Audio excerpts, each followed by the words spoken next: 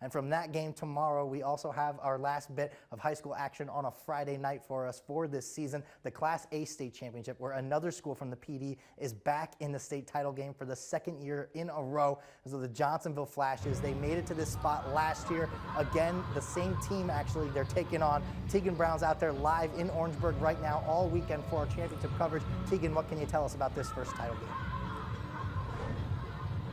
Yeah, we've got a ton of championship coverage. Dave, Johnsonville tonight taking on Christchurch. Let's take a look and see if it was a feeling of deja vu from 2022.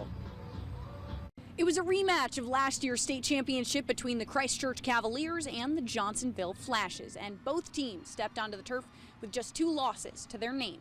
The Flashes had the ball to start, but a dropped pass leads to a turnover on the very first play.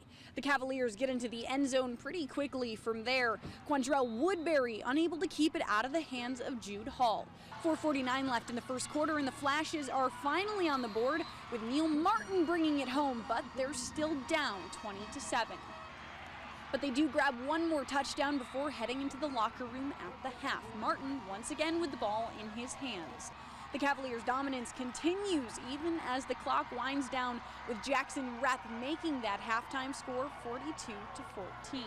In the second half of the game, the Flashes grab just one more touchdown. It's Travis Wilson who puts the last Johnsonville points of the game on the board.